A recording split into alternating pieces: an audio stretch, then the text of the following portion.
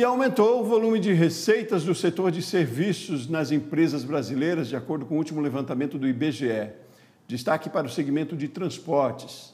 Para analisar os números, eu converso agora com o economista da Confederação Nacional do Comércio de Bens, Serviços e Turismo, a CNC, Fábio Bentes. Fábio, bom dia, tudo bem? Bom dia, Sebastião. Bom dia a todos. Ótimo. Fábio, me diga, eu vi que lá na tabela do IBGE tem dois dados, né? O volume e também a receita. Me fale dessa diferença, o que é mais importante nesse dado e qual foi esse aumento?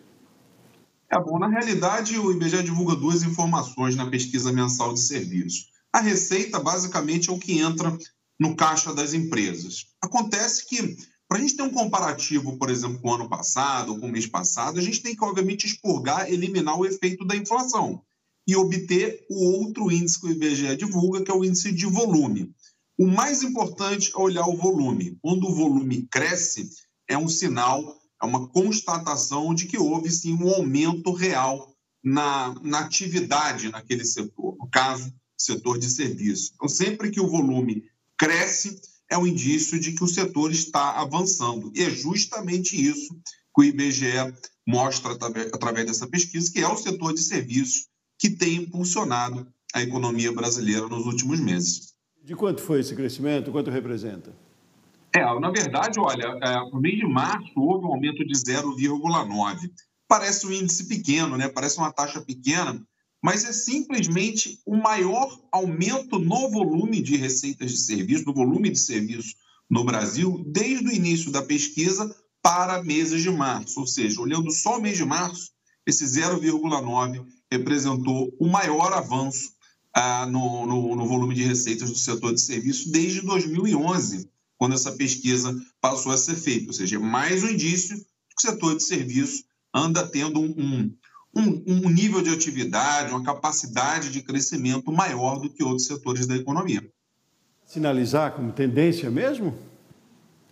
A tendência, na verdade, para esse ano é que a economia não cresça tanto. No caso do setor de serviços, obviamente, a gente tem alguns fatores que explicam por que esse setor está tendo uma performance melhor do que outros. Primeiro, houve uma demanda reprimida muito grande durante a pandemia, principalmente em serviços turísticos, está sendo atendida agora. Não tem mais barreira sanitária, não tem mais restrição à atividade econômica, enfim, à circulação de consumidores. Esse é o ponto número 1. Ponto número 2, a inflação nos serviços teve um pico menor do que na economia como um todo. O IPCA, o principal índice de inflação no Brasil, teve um pico exatamente há um ano atrás, de mais de 12%. O setor de serviços, o pico se deu na virada do primeiro para o segundo semestre, uma taxa em torno de 8%. E o terceiro e último fator é o fato de que os serviços não são tão afetados pela taxa de juros, pela taxa básica de juros, como por exemplo, como são afetados, na verdade, o comércio e a indústria. Então, isso ajuda a explicar por que o setor de serviços tem se destacado nesse início de 2023, Sebastião. E esse índice serve também, Fábio, para alguma estratégia, alguma tomada de decisão?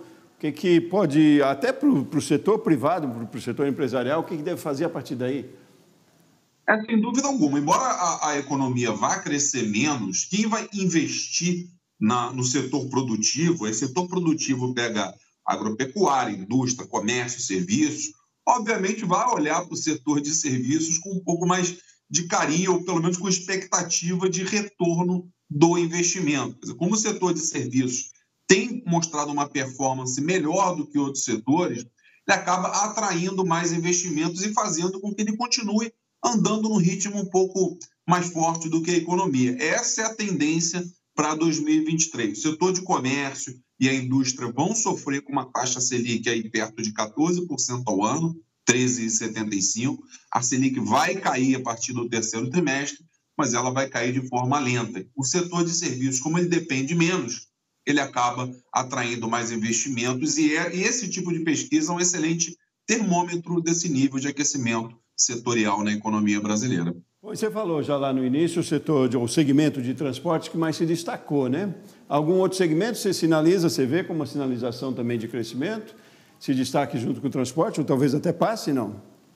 De um modo geral, tem duas atividades aí que, se a gente olhar numa perspectiva um pouco de prazo mais longo, os serviços prestados às famílias, embora tenham tido um resultado ruim em março, quando você olha numa perspectiva histórica, você compara nos últimos 12 meses, também tem crescido mais do que a média da economia. E um setor que, por motivos óbvios, também tem se destacado bastante, o setor de comunicação, de informação e comunicação, que ali está toda a economia digital, a prestação, a estruturação de serviços digitais.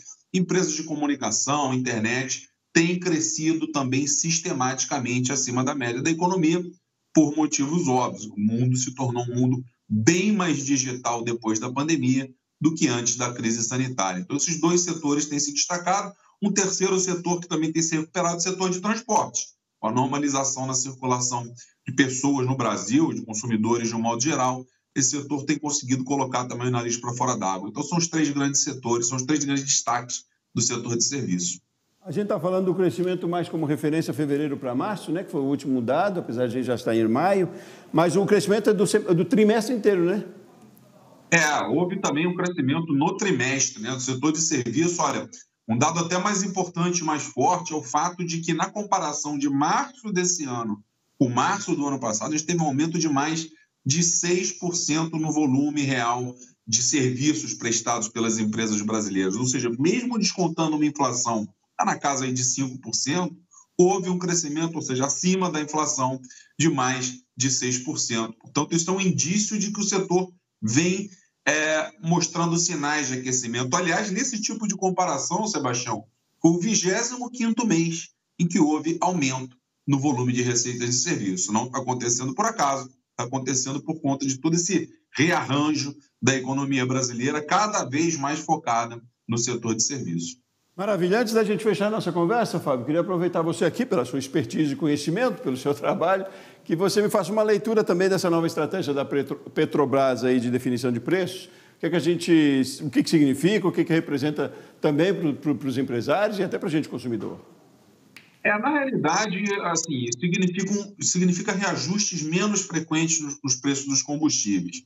É claro que isso tem impacto sobre o caixa da empresa, quer dizer, a PPI, a Política de Paridade de Preços de Importação, ela deixa de valer, algo que vinha desde 2016, então, portanto, quem tem papel da Petrobras, quem de alguma forma tem ganho associado ao retorno ao fluxo de caixa da empresa, obviamente pode perceber aí alguma depreciação no ativo. Na verdade, a estratégia é fazer com que esses reajustes sejam menos frequentes e, ao serem menos frequentes, reduzir um pouco o grau de incerteza em relação ao preço de combustível no Brasil. Por que isso é importante?